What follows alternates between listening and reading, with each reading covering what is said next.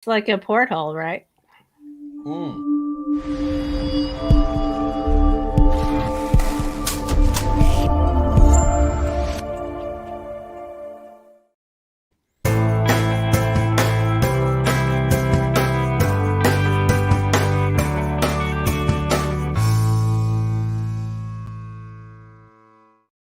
Suzanne's Paparazzi Jewelry, 24/7 shopping available.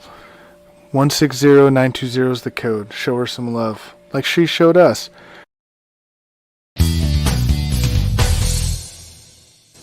K&A Custom Crafts on Facebook. Hi, welcome to another episode. It's Wednesday night, and we're here live again on Whatever on Wednesday. And as the title is very self-explanatory, we talk about whatever chooses our fancy on any given Wednesday. And tonight, I'm honored to say we have Nathan Kassar on, Australia's leading premier live entertainment host. He's on the Princess Cruises as a live entertainment host. He's a virtual game show host and a master of ceremonies. So welcome, Nathan, to the show. It's great to be here, Joe. It's fantastic. I wish I could be doing this from a cruise ship, but unfortunately, the opportunities are still a bit limited. Even though some of the ships are going out at the moment, it's no. I wish I could open a window or something. Well, no, we don't have windows on the ship, but I wish I could show a porthole or something and be like, look at the view I have. But no, I've just got my little office, nothing fancy. So it's funny. My family's actually planning a whole huge cruise for next summer, something that we wouldn't typically have even expected or anticipated. But my father, he put the bug in our ear, and we're gonna give it. We're gonna risk it and give it a go here. And I think we're gonna sail out of New York or New Jersey a little bit different. We're gonna avoid Oh, the airline fees. So maybe we'll see on there. Maybe we'll. How long is a cruise to Australia? It's probably gonna take us. We might have to take the whole year off. well, yeah, well, I'm not sure when we'll be operating those again, but they do it a couple of times throughout the year. They do these crossing cruises where they basically take the ship from the North American market and then bring it over to us. And I think, forgive me, they go for I think anywhere between 20 to 30 days. Because it's quite the journey. So a lot of people will either fly over one direction depending on where it's going, whichever it's changing, and then they'll do the rest of the trip back home with that. So I've never actually done one of those myself personally, but the crossing cruises are really fun apparently because we have a whole sort of superstition that the cruise ship industry keeps alive by doing what's known as the crossing of the equator ceremony, and it's as crazy as I could possibly make it sound. It involves, throwing food at one another, and the captain's supposed to be thrown into the pool, and there's a whole script, and there's characters, and all the entertainment stuff get involved, and it's quite the show in the Lido deck. And if you're an initiate, if you've never done it before, there's supposed to be like an added sort of like element to it where you gotta, I don't know, get dumped with some sort of food items. I'm not quite sure. I've never done it before, but I've seen lots of photos. It gets pretty hectic. Yeah, well, that sounds like our family party last weekend. So, Well, it doesn't sound like my family party last weekend. We have zero parties down here in Sydney at the moment. so let's talk a little bit about. I love some of your backstory. How let's talk about that. How you went from being an introvert and then Mm. you blossomed into a live entertainment. Back in high school, you would never have imagined that would be your trajectory or your outcome. No, Correct? no, I don't think anybody would have really. I certainly not myself. Yeah, I was, in part due to the fact that I was quite bullied as a child ever since the age of 5. I just found myself on the other side of the social spectrum simply because I just really cared about being a great student, and unfortunately that led to a lot of division, a lot of people finding it very easily to put me on the other side as the sort of the social scapegoat. And so that really drew my reaction to that when I was younger is to just really withdraw within myself. And I sort of suffered for many years not really understanding like the kind of full potential that I had as a person. Sort of skipping many years later, I went on my very first cruise when I was 14 and just absolutely loved it and found that there was this entire world where you are you can be anything you want, but at the same time, everyone really appreciates who you are, and it's just a genuinely great time. And then by the time I'd hit 20, I'd done all these different things about wanting to, learn public speaking and be more confident in myself and so forth. And so by the time I hit 22, went on my third cruise with family, and I just said, yeah, this is what I want to do. And I signed up, and beginning in 2015, I was, not only this much more confident individual, I was taking my very first international flight to the United States, and joined the Grand Princess at the beginning of that year, and the rest is this crazy history of my life so far. So I didn't realize that. Actually, the last time we spoke, I didn't realize that you had gone on several cruises, and that really kind of sealed your fate. It's interesting because oftentimes things that occur in our youth really do develop our path later in life, or at least a portion of it. I mean, you're a young man. I mean, your life's hopefully going to be long, and you'll probably reinvent yourself several times. I think that in some respects you did. So now you're still on the cruise line, but you've also developed your own virtual entertainment empire. So tell us a little bit about that. I mean, what's it like to be a virtual game show host, and what does that consist of? Yeah, so it's only very recent because it's been a bit of a pivot I've had to make. Not necessarily like only because of the lockdowns and stuff. Like, I've been wanting to do this for quite some time actually. Just this has given me a real sort of an audience that literally, well, I hope that is captive because they've got nothing else to do. So might as well come and enjoy a bit of trivia with me. But the trivia and game shows have been a big part of my life ever since I started cruise ships. I was for 3 years, I was working them, I was doing them live full time. And I was always innovating and making some new form of game show every time I was on the ship anyway, even with the very limited resources that I had as just one of the rote minions on board. And then when I joined up, when they asked me to move to corporate, I was, responsible for much larger game shows, including the High Seas Heist and the Can You Survive game show on Princess Cruises. And so we're talking like multi-$100,000 shows, and the logistics of getting them to each different ship and stuff, and the training and the installation, and just the technical knowledge that I built from that, and obviously the mechanics of what makes a really good show work. And so recently I decided, I want to, well, I can't do any weddings, and I can't do, my inquiries have been zero. But I understand that. I get it. Like, a lot of people, like, weddings is such a sore point right now because so many poor couples out there are facing the fact that they may have to cancel another time or whatever, and you just don't know. So talking about their weddings is probably really, really hard, and I understand that. So I thought, well, while I'm not going to be able to beat around with that, I might as well go and do something else that I'm really good at, which is doing trivia. And I thought, well, what better to do than to create my entire brand and my show. And so, yeah, it's a show called Quizanity. I came up with the name myself. I'm pretty proud of it. If you don't like it, it's okay. I understand. I like it. And even if I didn't, I'm not going to admit it on here. But yeah, no, it's a virtual interactive game show where it gives my audience an opportunity to sort of watch me host it live like you would like any TV show. But essentially, people have the power to play with their phones at home through an integrated system where it takes everyone's scores, and there's every single round sort of ups the ante where I can take points away, I can offer bonus points, the timers, it's all based on multiple choice and timers and stuff. But it's only still in its infancy, in the sense that there's so many features a part of the show that I'm still planning to put in. I'm hoping to extend it to corporate soon. So there's a lot I'm still trying to grow my audience as well, and so there's a lot to it. But it's really fun to sort of every Friday night so far. Got my third show coming up this Friday, and it's tomorrow for me.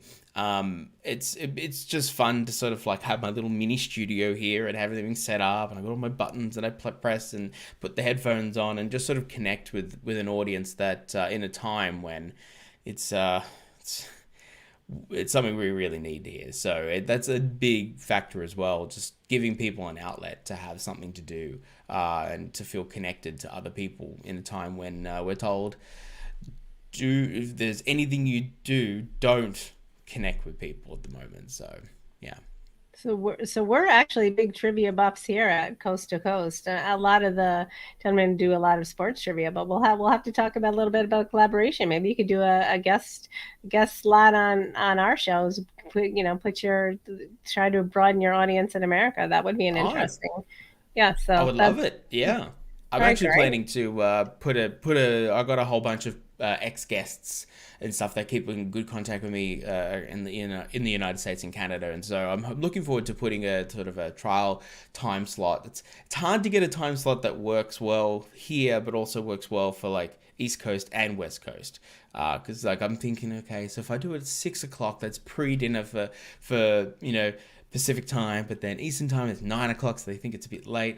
But I'm hoping to sort of expand that out as well, because I got lots of lovely friends over there who are missing cruising. I've traveled with them for many years, and but no, I would absolutely love that too. I'd love to connect Very with the great. audience as well and give them a bit of trivia joy. We have a little bit of a conflict here as well with the time zones because, of course, most of the gentlemen are out on the Pacific Coast. I'm on the East Coast, so we do have a conflict. But oftentimes we'll shoot a show live and then we'll replay it at an appropriate time zone in another area. It's not live, but at least it gives the audience a little bit of a flavor. So that might be something that you want to consider. Oh yeah, That's of what we course. do. It's the Either magic that, yeah. You'll of either that or you'll entertainment. never get any sleep. You'll be up 24 hours just game showing it. It'll be like I'm back on the ship again. That doesn't bother me. Everyone's like, "Well, how could you do that?" I'm like, It's just, those kind of things I'm just so used to, so that wouldn't bother me at all." So you're talking about the ship, and we spoke about it. I think people are always curious. I've been on a several Mm, cruises, and I think that there's certainly a camaraderie amongst the mm, staff. You're almost shipwrecked. We'll use that term. You're out at sea, floating around together for months at a time, right? You don't often get to go disembark. I mean, the customers do, the cruisers do, but the mm. staff is staying on. What happens under deck? I mean, I assume it's fairly incestuous there. A lot of relationships and a lot of fun times under deck. So below deck. Yeah. The term incestuous is definitely being used a number of times, even amongst ourselves on board. It's a fairly apt term. I mean, I'll go back a little bit. I will say that the idea that for anyone who's sort of new to cruising specifically, the idea that the crew never get off or anything is quite a myth of sorts. Like we definitely do get quite a number. Like there are a number of opportunities for crew to get off, although it is reminded, and fairly so, that the opportunity to get off the ship isn't a right of the crew member. Like the right of the crew member is to be treated fairly and to have a safe workplace and all that kind of, and get paid. It's a privilege to be able to get off the ship, but it's a privilege that everyone on board rightfully earns, and we're very grateful for it when we do get the opportunity to go and visit all the wonderful places that we end up docking at. But when the ship isn't in port, yeah, that's it can get crazy at times, but in a really good, wholesome way. I mean, I've had there's the fabled crew bar. It does exist. I can tell people that, a lot of people, and then like, I get a lot of people like sort of like, come over here and like, okay, yeah, what's going on? Like, can you tell me where the crew bar is? And I was like, well, I can tell you where it is. I'm not going to tell you how to get there. And if you find yourself, and there's, oh, but come on, like, just no one will be able to tell. There's so many of you having the party, because I'll be like forthcoming, be like, oh, yeah, there's a party tonight. Like, I'm so keen. And they'll be like, oh, invite me. And I said, look, I would love to have you there, but I say that to everybody. But I say, like, I'd love to have you there, but I guarantee you'll stick out like a sore thumb. And they say, what do you mean? I said, trust me, when you're any guest that's in a crew area is just gonna have this face. because you can immediately know that they do not belong. They're just gonna be in so much awe of being in a place that they know they're not supposed to be. So I said, look, you're gonna get kicked out in 2 seconds. The crew are gonna sniff you out in a heartbeat. So like I can tell you all about it. I might even ever share some photos with you. But it's just stick to the nightclub tonight, or the bar, because like honestly, it'll be a lot better of a night for you. Now, is it a real bar, or is it just Yeah, yeah? So all right, yeah. let me ask you this: Is the crew charged to drink? Is it a cash bar? Yeah, no, Yeah. we're quite more than happy to, to spend our hard-earned money back into the company because we're so patriotic. The cool thing is that, of course, is that the company offers us, a significant discount compared to the guest prices. Like we're talking, well, it's Heineken's not that great of a beer, but if you want to get a Heineken, for instance, like $1.50 US. So it's pretty That's cheap. reasonable. Yeah, that's But pretty I cheap. will say this: it's funny because even though those prices seem like absurd, and they are to some degree compared to I've been to some really expensive bars in the United States. Relatively speaking, it's quite cheap. But when you consider that there's an opportunity that the bar is open, responsibly almost every single night, if not every night. Some people, we don't like the great thing about, particularly about Princess, is that we understand that our crew members have the freedoms and the rights to choose how they wish to, there are obviously a lot of restrictions and a lot of safety precautions and stuff, and a lot of rules you have to follow. But the Princess is awesome in the fact that they understand that crew need to let their hair down, and so we don't necessarily draconally sort of come over people and say control all their lives and their social lives and stuff. So we ask people to, if you are going to go to the bar, just be careful. If you're going to go a couple of days in a row, be extra careful. That being said, when it comes to money though, I remember in my very first few years on board, we used to get these bar bills, and I was earning, in the beginning I was earning like $1,200 US a month, like nothing. So the idea of spending anywhere near past say $300 was quite a lot of money just on booze, right? But I knew people who would be spending like $1,000, $1,500 on their crew bar bill every single month, and it just blew my mind. Now they weren't drinking all of that.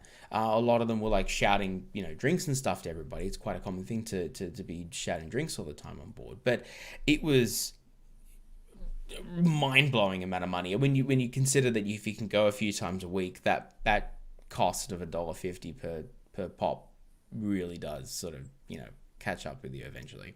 All right, so send me an application. It sounds like my kind of place. Dollar I fifty will. beers. I live in New York. It's about $15 a beer here in some in Oh, some trust me, instances. it's probably worse in Sydney. So trust me, it's pretty bad. I get it. So I'm there. So let me ask you this: does the captain ever make his way down to the crew bar? Ooh, good question. I've only known a couple of captains. I've never actually personally worked with any of these. I've got so many of them. But I have heard stories of there are a couple of captains still who do occasionally like to come down. Really sort of depending on their attitude towards it, but generally it's considered that they don't want to slash don't do it. They opt not to do it. And the reason why they don't do it is simply sort of it's more out of respect for the impact that they have on that space. So because they know that as soon as they get there, everyone's behavior changes, and it's just sort of a fact. If your boss is going to be coming in and sort of like, hey, what's going on, kids? Like, you're gonna like, you're gonna change your behavior, and it's not gonna feel as fun. So a lot of captains opt not to do that. Usually, a lot of the sort of the higher ranking executive officers will usually not opt to go to the crew bar, and instead sort of said leave that space to the crew so they can sort of relax. And they will usually just, go to their own, like, the captain's usually got a large enough quarters that, he can get any drink he wants. But usually the captain's not supposed to be drinking anyway, because they're supposed to remain sober for their tenement anyway. So don't worry, I just want to let everyone know there's no drunk captains going around steering ships out there and everything. They have quite strict rules associated with that. But I've known from time to time that a captain might, when it's obviously legally allowed, and within all good stead for them to some of them to partake. But no, usually you don't find them there. If you're meeting the captain, it's usually under, well, sometimes under sort of lesser happy circumstances. So I want to bring up some viewer comments. Already you have a fan, Nathan. You're the best. That's coming in from Amy. Hi, Amy. Hey, Amy. Thank you. We have Christy saying hi, everyone. Hi, Christy. Hey. Thanks for tuning in. And we also have Katie. So hi, Katie. So hi, everybody. Thanks for joining in. I'm just talking to Nathan about what really happens on a cruise ship. I don't know if any of you ladies have been on a cruise ship, but so if there have been any I'm going to kind of channel the Titanic here. Have there ever been any great love stories on the cruise ship between the crew and a passenger, or even amongst themselves? Well, when it comes to crew and passenger, I'm just going to plead the fifth on everything you ask about that. So I think I can evoke that. We could talk in the hypothetical. Any famous love stories in that nature? I mean, I can definitely say that when it comes to crew, like there's, I think every love story that say the word. So hold on one second. I'm going to interrupt you because I believe this is probably a fan of yours. Okay. Oh, it's Mom. Hey, Mom. Hi, Mom. Welcome to the show. We always have to interrupt if a mom comes on. No, that's totally fine. It's good to know she still loves me.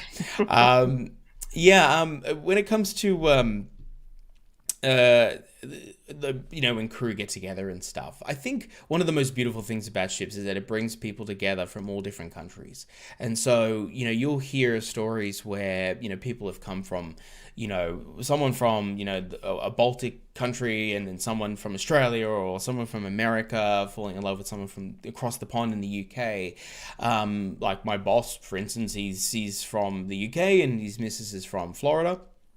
One of my other bosses, his missus is from Scotland, I think, and he's from California. Not originally from California, but it's amazing, like some of the beautiful stories that come out of that. On my Facebook's full of like people who have got have had babies now, and they've sort of and they've went through years of being separated from contract to contract, and then finally coming together. One of the cruise directors out there recently just had a christening for one of his for his first child with his wife, and just such a beautiful story of them coming together too. They were actually separated quite some time, around the time just before the COVID crisis hit, and then even during the crisis, they were also separated as well. Her being a dancer on another ship, and him being a cruise director on another ship, and he was actually involved on the Grand Princess as well. And so he, he's a fantastic man, by the way. I have a lot of respect for him, and I just love sort of seeing their stories sort of come out, because they're just such a beautiful couple. But cruise ships really have brought together a lot of couples where you think they would never meet in real life. That they're not going to meet on a dating agency. They're not going to, they're never going to bother with online sort of spaces like that. But when you bring them together on a ship, that sort of shared experience and just sort of serendipitous, meant to be fate sort of style connection just brings some of the most amazing love stories to life. And I think that is one of the benefits of COVID, even for myself. I became part of this network, and really I joined a group of gentlemen who I typically probably would have never met, and somehow fate brought us together, and how they're like my second family. I love the Coast to Coast family. And I think that really even is true of just the virtual world. So I think that's such an important part of your business now. It's virtual, and I think that's exactly it. You can build a global audience, and of course that's what we're hoping to do here as well, because it just broadens your horizons. You meet people you never would have expected.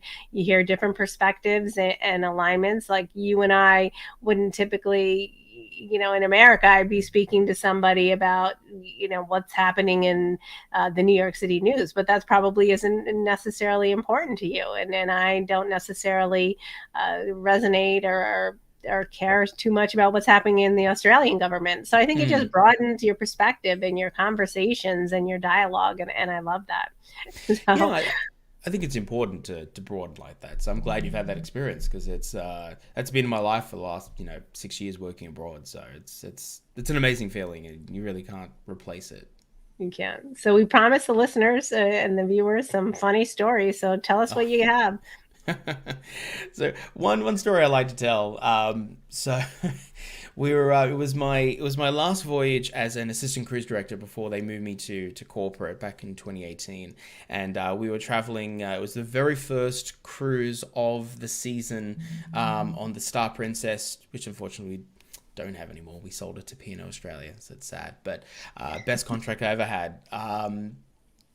It was myself, my dear friend Kevin, who's now a cruise director for Princess Cruises. Shout out to him. If any of you have ever sailed with Princess before, I think he's heading to the Majestic Princess soon. But hopefully that happens. Anyway, so I had me and then another friend of mine, James JC, who's actually part of my corporate team, and he was visiting us at the time to sort of get ourselves ready to introduce me to the role that I was about to move into and so forth, and also train my team and stuff. Our ship, for some reason, I can't remember, we were in Juneau, Alaska, and we were told we had to do an overnight. I can't remember why, but it was fantastic, because I was thinking, this is jackpot. This is my last week on board. I'm getting almost basically an overnight in Juneau, Alaska, which I'd never had before, because I've been to Juneau billions of times, but never been out that late at night. So all the crew were like, yes, like as soon as we hear overnight, crew are like this, right? So we just disperse after about 11 o'clock. Our boss said, yeah, let's go. We're all gone. We all got permission to get off the ship. It was fantastic. And we're all kind of going in different directions, going to find late night food, which was really hard to find in Juneau, Alaska. Really hard. There's no Macca's there, or at least not until I think they closes 10 or something. And a couple of those are at the bar, this place called the Viking Bar. If any of you have been to Juneau, Alaska, all the crew are there. So if you ever go on a cruise ship to Alaska, go to the Viking Bar, you'll see all the crew there. It's got 6 pool tables and $19 pitchers of Alaskan Brewing Company beer. It's fantastic. And essentially, I think I'd broken up with half the group to go get food, and we came back at around about 12:50 or something, 12:55.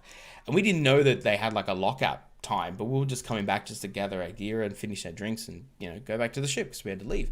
And all of a sudden we just hear this yelling from across the other side of the bar, and it's this the bartender, and she wouldn't have been any more than perhaps maybe 25, 26. But she was this tall, slender girl, and she grabs his bat from underneath the metal baseball bat from underneath the table and says, "Get the F out of this bar." And we're okay, well, how did this night change? And so we're don't worry, we're leaving. My friend JC's mouthing off to her, going, whatever, we know all the people here, don't treat us like that. And she's like, I don't care, you're not listening to me, get the F out, we're gonna get in trouble, get out. So we're fine, we're gonna leave. So we went out, and we're all mouthing off at each other, but we're going off, and they say, this is wrong, you can't treat us like this. Now, my friend Kevin is basically, he's from Canada. He can make friends with anybody, which it's just such an admirable trait of his. Only he could end up, while we're all sitting outside waiting to sort of collect each other before getting back to the ship, and all kind of fuming and frustrated that we were treated like that, because apparently in Juneau, Alaska, the bars are open after 1 o'clock. They get a fine for every single patron that's in the bar. So that's why she was so insistent of us leaving. But only Kevin could be sitting there with the same woman who was about to smash us over the head with a metal baseball bat, is now taking photos, pretending to be hit over the head with said baseball bat, then being invited by her and her friends to go to another house party, some other part of Juneau. And he's like, look, I'm totally considering that, but my ship leaves in 10 minutes. So if I don't go, then priorities, options. And so we left, and we got back to the ship, and then he came back a little bit after. We were like, dude, what the hell? He's like, look at these photos, man. Look what I was doing with that. I'm like, only you, Kevin, only you. But that's the kind of, that just sort of sums up that's the peak kind of moments when we look for those opportunities to have a good time. And it's funny because apparently, I think JC found himself in Juneau, I think a few months later, it was either him or Kevin, and he said, dude, you're not gonna believe this. I said, what? I said, people are still talking about us, and I said, really? Really?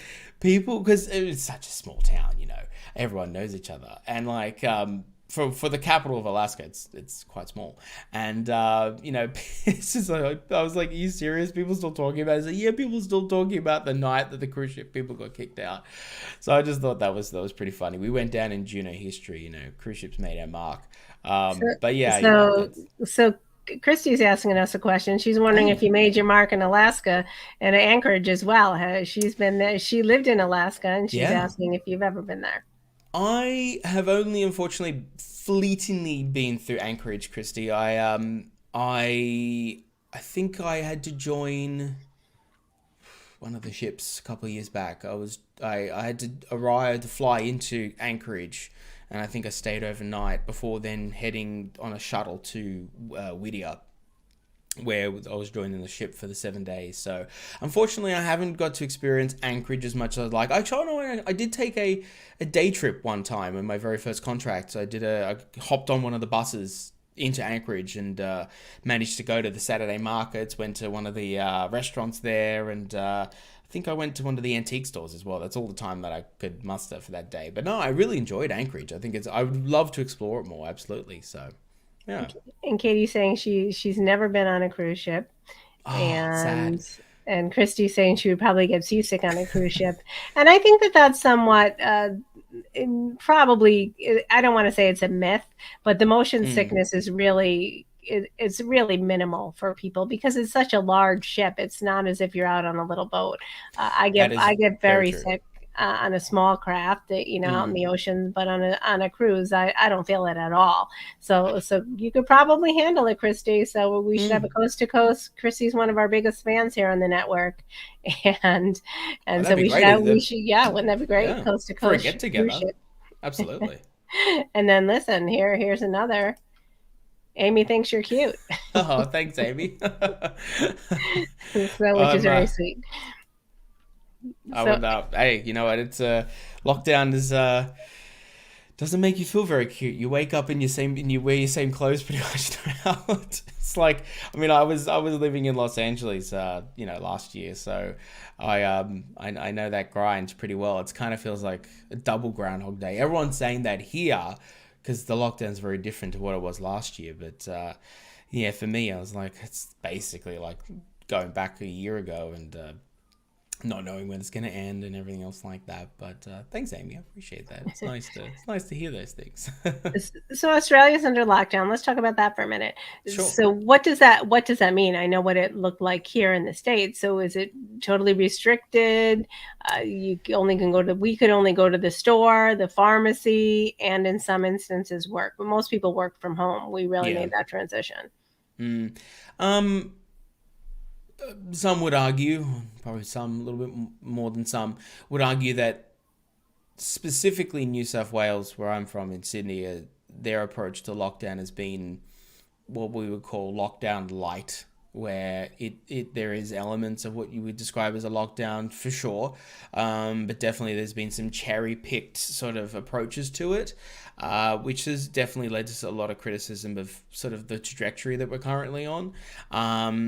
And again, relatively speaking, obviously, like don't get me wrong, like I understand that the trajectories of both the past sort of spikes and the current spikes in the United States, for instance, like here is a lot more mild. Like we're freaking out over 350 cases yesterday or 340 yesterday. But of course, like obviously that all potentially means death. So we just, we want to make sure we can get that number down to zero as best as we can. But it's here at the moment. It's changing quite a lot throughout each week. Typically, it's been sort of more restrictions are going along. At the moment, a lot of shops are operating click and collect. Most people are working from home at the moment, although there are some offices still open, depending on what industry they're a part of. but I have a good feeling personally, just my personal thoughts, that it's going to get more lockdown before we sort of come out of it here in Sydney at the moment. So we're just sort of going to have to roll up our sleeves a little bit more, both sort of metaphorically and literally, hopefully, because a lot of our targets are based upon getting out of lockdown are based upon vaccination rates. So hopefully, we can each their own, of course, as they say, but hopefully, people out there in Sydney are and New South Wales and across entirely Australia are sort of literally rolling up their sleeves and getting it, because that's realistically the best way for us to be able to get out of this and sort of get back to some semblancy, and I can go back to weddings, and we can all go back to the pub and everything else and stuff. But obviously first and foremost is health and safety, and I'm proud to do my part, even if it means I'm wearing the same clothes every day. So let me ask you this: are people doing any virtual weddings? Has that occurred? I mean, that would seem potentially the future of weddings. I'm not sure if that would work or not.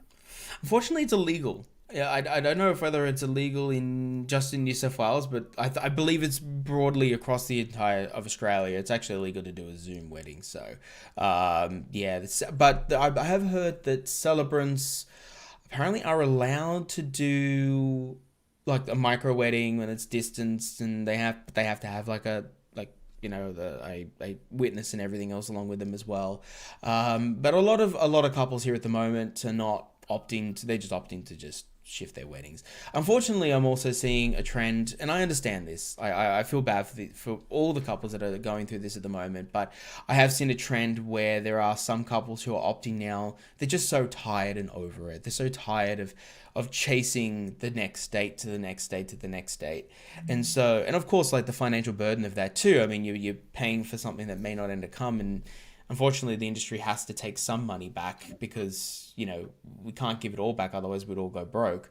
I am seeing a trend where people are just basically cancelling their weddings full stop and just saying, yeah, look, we're just going to have like a little soiree at our house at some point just to say, yay, we're married. But they're just going to keep it real low key, which, look, as long as you're happy in your world, as in like being married to the person you're with, then obviously a $10,000, $20,000, $30,000 wedding shouldn't make any difference.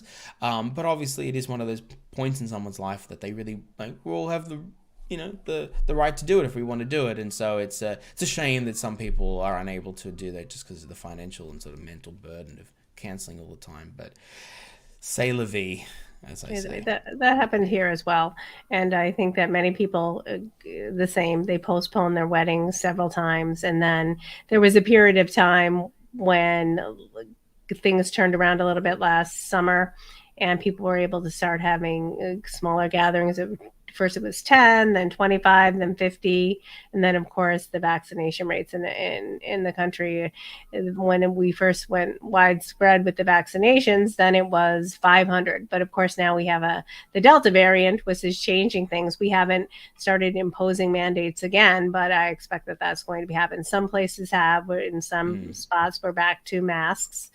Some places we never stopped, transportation and doctors' offices. So it's really changed the landscape of America in regard to how we do business in restaurants, and many of the restaurants suffered. So that would be really, and I don't know how it impacts Australia, but I expect that some of those restaurants will never recover here in the U.S. and unfortunately they will remain closed forever. I mean, that's potentially true of the wedding venues that you typically work with. How would that impact your business moving forward?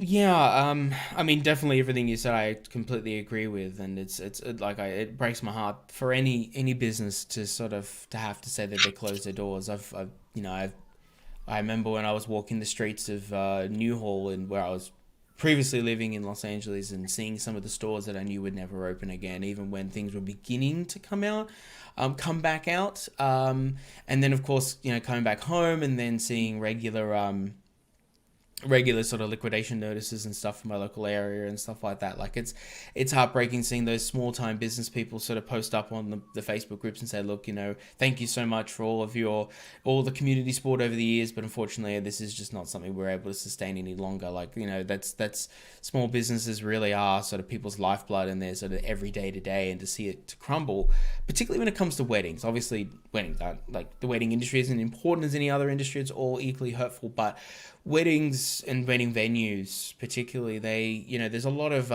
energy that goes into those events, because those spaces, because not only do you have to try to create this perfect beautiful venue for your potential clients, you've also got there's a whole mystique that goes about trying to set up your brand and your persona as a venue, and like the marketing out of it all, and there's an incredible amount of effort that goes into it. And then of course all the relationships between the vendors that you've created over the years, and to basically just stop having that as a place where people can go and get married. Like, a lot of people open up their doors as a wedding venue because they really care about the couples that come through, and to know that you can't do that any longer, my heart breaks for those people who have had to make those choices. So I hope that I really do sincerely hope that doesn't happen too much in this current state of lockdown. But time will tell. We're kind of still technically early days ish in the lockdown at the moment here. Some people thought we're going to be finishing end of August, but I just don't see that happening. So. So we have a comment from Tim Fiedler, and he's saying Australia has enough things that can kill you. So I'm not sure what he means by that, but it's a comment I get quite often, actually. I love that, Tim. It's funny having worked in the United States for quite some time. I love to sort of mess about a bit because of the myths of like what our country's like and the danger that it presents. I kind of get this sense sometimes that either through pop culture or media or Facebook or whatever, I don't know. People, particularly in North America, have got this sort of concept that as soon as you allegedly get off the plane, like we're literally talking like the very second you deplane from your American Airlines flight and you get past the gangway, like all of a sudden like a kangaroo or a spider's gonna like come out of nowhere and just like completely maim you. That's just not true. Obviously, we're a lot safer than that. I think the people are more dangerous than the animals, but that's just human nature. But it's funny.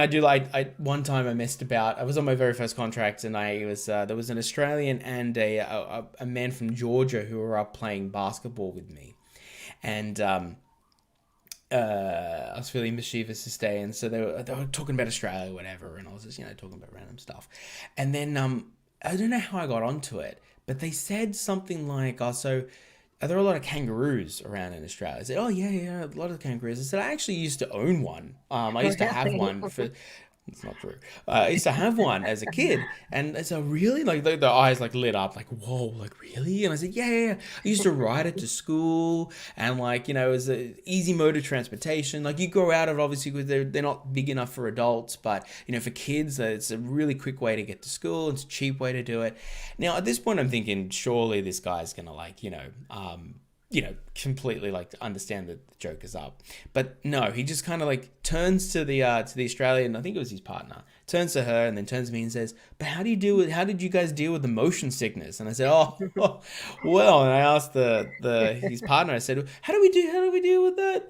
And they're like, "All right, tag team, you're it." And she goes, "Oh, we have medication, in our chemists and our pharmacies and stuff." And he's like, "Oh, that's fascinating. That's really cool." And I'm like, "Oh yeah, anytime. Come to me any of these 7 days, come to me with random Australian facts. They'll all be lies, but I'll tell you them." So here's probably another myth, and Tim's asking, is Crocodile Dundee a national treasure? Oh yeah, absolutely he is.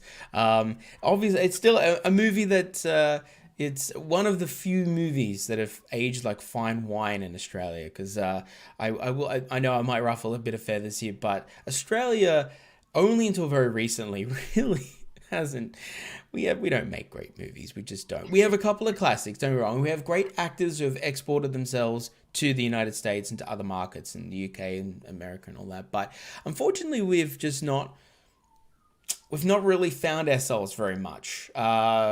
obviously any fans of in the United States area where I've like Home and Away and Neighbours and stuff that are massive exports, yeah, we hit the mark there because they're so quintessentially Australian. But I mean, if any of you, I do not recommend any of you watching the movie Australia. It's probably one of the low points of Hugh Jackman's career because like just uh, wow, like Baz Luhrmann really got it wrong. You went from Moulin Rouge to Australia and just tanked it hardcore. Definitely like one of the worst representations of our country of all time. But there are obviously some fascinating ones that I could recommend. But Crocodile Dundee is one of those ones that, with particularly that scene, I don't know if it was number one or number two, where he is in the bar in Northern Territory, that is as fair dinkum as it gets when it comes to like obviously there's a little bit of playing up with his accent and everything else like that, but and the way that he comes across. But I kid you not, like those kind of scenes and like those dusty Northern Territory, back in nowhere, outback pubs, with like the local larrikins sitting around the bar and all drinking the big, big pints of beer and stuff like that. Like that's pretty Australian right there, and that still happens quite a lot today. If you were to go to Darwin, like it's just basically like that. So Well, Tim is saying when he lived in Montana, he had a similar experience. He was asked if we rode a horse to school and work, and half of that is true. So see, I would that's, believe that. I agree. So that's funny. So let's talk about what you want to talk about. We're getting to the last quarter of the Ooh, hour, I and know. tell us something where you lead us into. I'm not going to ask any questions. You tell me where you want to go. Oh, that's a good question. Hmm. Uh, wow, I wasn't prepared for this. So, oh wow, okay, what can we talk about? There's so many things to talk about. Um, We could talk about the trivia. Give us a little example of how sure. you do that, and what are the subjects? Is it general knowledge? Is it Oh sports? yeah. Is it Yeah, definitely, entertainment? definitely general. Well, for my weekly show, it's general knowledge across the board. It's 5 rounds, 50 questions, 10 apiece, 15 seconds per question, multiple choice. The points go up, but then the stakes go up as well because you lose more points as you go along with the rounds and stuff. Because as the timer goes down, you lose points, but incorrect answers also yield you sort of deficit on your score as well. Um, or like I say, or multiple choice on your phone, all the answers come up and on there, and you simply just through the power of technology, press the button and away you go. You put it in. I can see it all live straight away as it happens. It's quite fascinating. Like I got this little mini studio here. I got my 3 screens, and I'm looking at all the answers come in here and getting comments over there, and I'm capturing a screen on this side. It's a whole lot of fun, sort of behind the scenes. I need to do like a bit of a shoot from me back here because the one thing that I wish that obviously live entertainment on virtually doesn't give you very easily is that sort of that cross feedback. I mean, I wish that we had better internet where we could offer that, but it's just not possible to have everyone's videos and cameras and microphones on at the same time. So that's the one thing that I try at the end of the show. I invite people to turn their microphones and cameras on so we can chat a little bit and stuff. But yeah, it's I got so many ideas about where I want the show to go in the sense that like I can also do a version of the show which I'm planning to do soon called basically what we do on board. It's called Majority Rules. I can call it Majority Rules because it's not a trademark name, but basically what you do is I can actually have the power to allow people to write their own answers in with subjective questions. So let's say, for instance, the question is, which do you think is better, Coke or Pepsi? Obviously Coke, but uh, if say for instance, 20 people say Coke and one says Pepsi, which is kind of the proportion I expect. Coke will be the correct answer, so they will be awarded the points. And so it really gives like sort of a more of a subjective sort of trivia style where there's no real right or wrong answer. It's basically how the audience polls. So I'm looking forward to putting that together. I can also do bingo as well, which is I'm really looking forward to at some point because I actually manage the bingo program on behalf of the entertainment faculty with Princess across the entire Princess fleet in conjunction with Carnival. So it's going back to my roots of calling bingo games on board too is really fun. So let me ask you, Um, how yeah. is it interactive? Is it via an app? Oh yeah, so well it's browser based. So there's a link that people will go onto that is unique to the show, and essentially just put their name, their email, and team name in, and then once they've registered for the show, they're all able to play via that way, and then they're also then watching me live stream the show, and sort of from a Zoom screen where I'm got my own overlays and stuff, and I'm talking and I'm saying like what the give my commentary on each of the questions, and I encourage people to try to answer into the chats and stuff like that as well, because I love being able to communicate in that way, because it's the only way I can sometimes. But I love to be able to sort of communicate with my audience, and just like in real life, I love when people heckle, I love when people grill me a bit, I just love that interaction, because that's what it's really all about. I definitely, I mean, a robot could announce all the questions. I could just set up this talking face that does the voiceover for all. I could just input it into a voiceover program, but that's obviously no fun. So I love being able to interact with my audience like that. And I've already had a lot of great feedback from guests and audience members who've they actually one in particular. I was talking to her yesterday, and she said that her husband is like totally like just you can't get him to sit down for something like this for 2 hours. You just can't. Not that the show goes for 2 hours, but you just can't do that. But she was even said, "Oh, look, I'll support you because I know we've known Nathan for years, so fine, we'll do it." And she says, "I kid you not." Took him 5 minutes, and all of a sudden he was already fighting me for I put the wrong answer, and he's like, "Oh, give the phone to me," and like you're really getting into it, and like quickly jumped back during the break, after he grabbed a drink and sat back down, was ready to go, and like was getting all fired up and into it. And she said, "I've never seen him, and I've been married to him for like over 30-40 years. I've never seen him just sit down like that in an experience for it's been a while." So I said, credit to you for converting somebody to do something like that, and keeping engaged for that long. So that's the kind of experience that I just love being able to chat and talk to people and sort of offer my commentary on different things. And yeah, hopefully just like this too. Like I try to keep it as real as I possibly can. When I'm on stage, you become your better self, but my better self, I always sort of love to just be the person who's just most accessible as possible.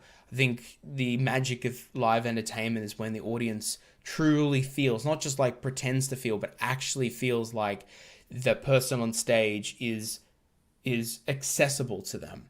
And you can easily go out and have a drink with them and socialize with them off the stage as you can if you were to actually interact with them when they're doing their thing. So that's that's all part of the fun. So, and there's so many more things that I want to do with the show and different game modes and stuff. So lots to come in the future.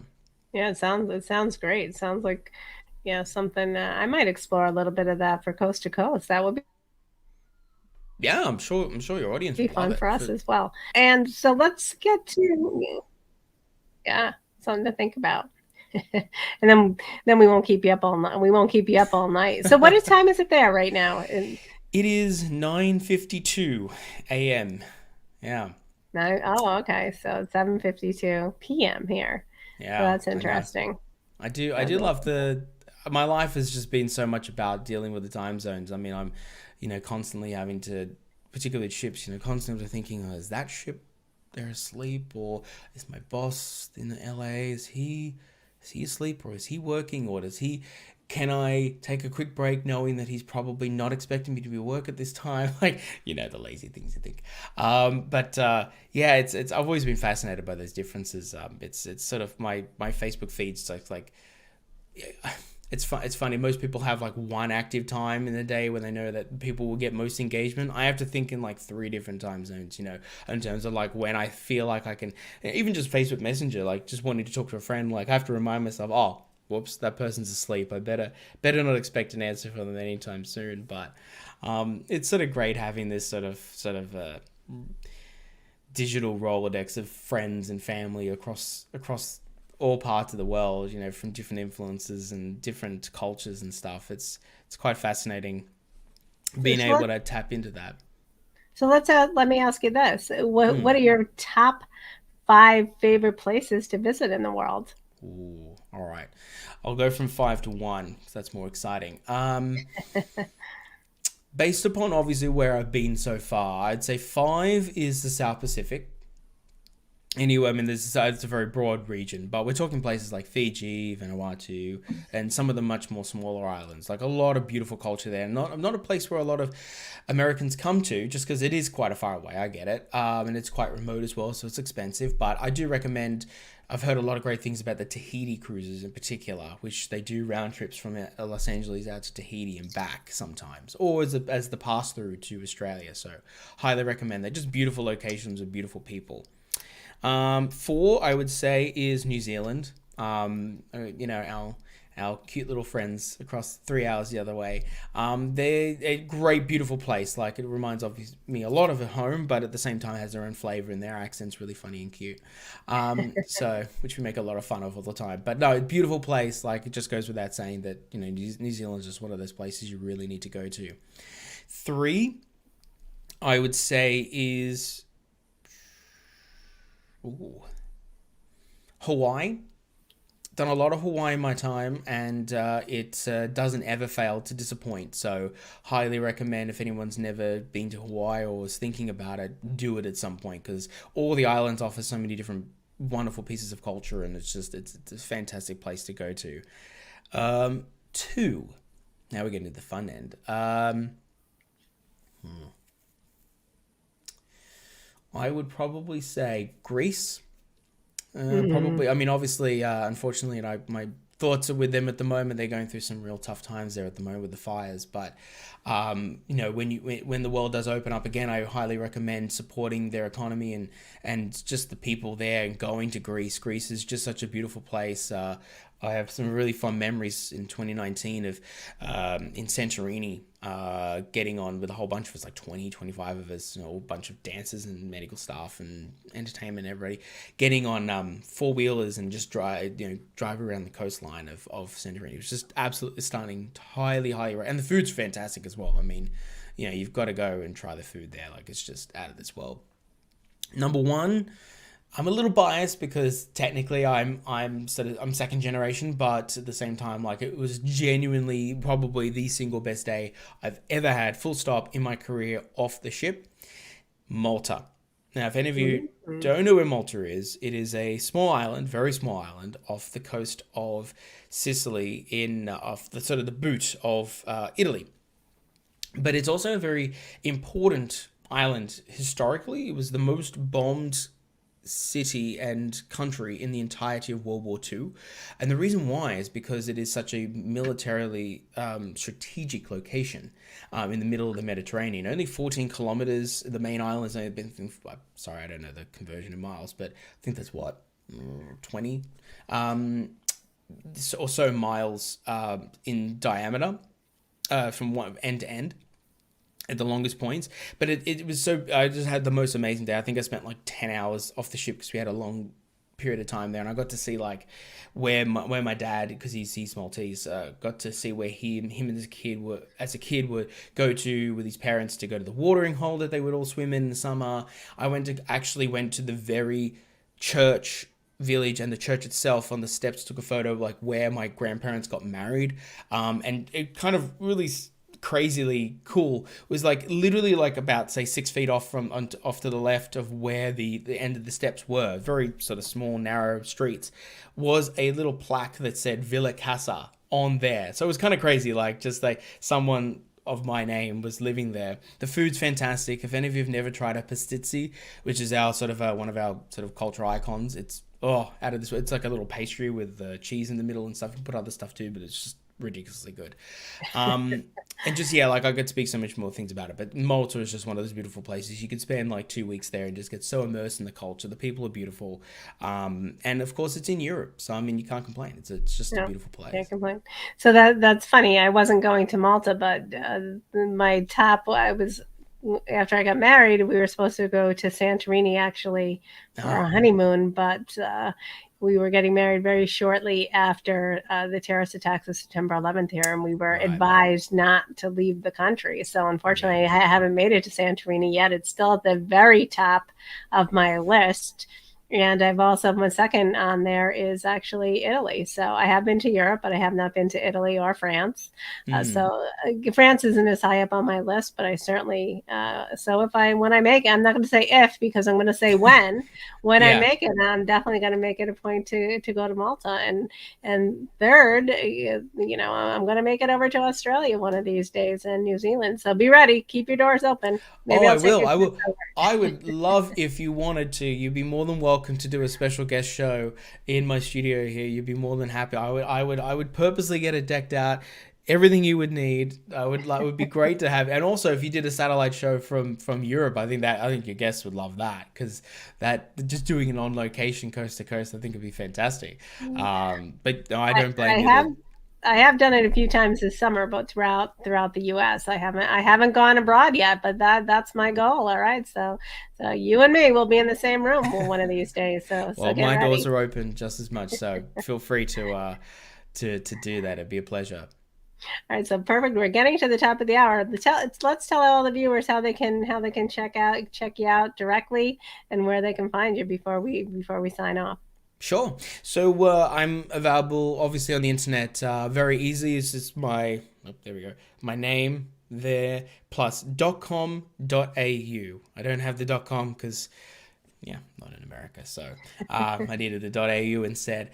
So don't forget the .au. If you get .com, I don't know where it'll take you. So nathankassa.com.au. It has all my main links on there, including under my services tab. It also shows my wedding stuff, as well as the Quizanity show. It has all the main links to. I post all the links to all the weekly shows as well. If any of you are interested in that American version, in terms of like the US times that I'm going to be setting up, I think I'm going to be planning for next Friday. So not this Friday, but the following next week's Friday, to start those sessions. So feel free to reach out on Facebook and let me know, or on email and let me know. My email is mc@nathankassa.com.au, again on the website as well. Feel free to drop me a line. Would love to hear from you. And Facebook and Instagram as well. It's my links are on the Facebook, on my website. You can just click the little icons. But I believe it's nathan.kassamc on Facebook, and nathankassa_MC on Instagram. But I would love to hear from you guys. It'd be fantastic if you have any requests for the game show, or of course me as a live host. I would love to be able to help you out as well. But if you're just looking for a friend in life, well, I'm here too. I'm always open for more friendships, and no matter where you are in the world. So I'd love to hear from you. So perfect. And if anybody wants to get a hold of Nathan, and you didn't catch for all that information, you can reach out to me, and I'll certainly direct you to there as well. So we do have a late viewer, Jason. Actually, he's one of the execs here at Coast to Coast, and he's also working, and he's tuning in. He's saying, "Hey, sorry I'm late," and he's actually probably our head trivia guy here. So I'm going to have to hook you guys up later Okay. in when we talk about our collaboration. So with that being said, we're thanks so much for being here. It's a great time. I'm looking forward to getting together in the future. Of course, now we have the collaboration on the trivia show, and of course I'm coming to Australia. So. I know, it's all happening. Look at that. All these deals being signed in less of an hour. We move at a fast pace. I love it. We do. So I might try the coast to coast. If I have a studio in Australia to go to, I don't know about these guys. I'll have to renegotiate here. I know, you definitely look. You got my sort of approval for more money, Joe. Don't worry. All right, perfect. So I always end the show by thanking my favorite guy behind the scenes, Chris. I couldn't produce the show without him. So thank you again, Chris. You're my main man, and I appreciate all of your help and attention. So you can play us out, Chris. Thanks very much. Bye. Bye, everybody.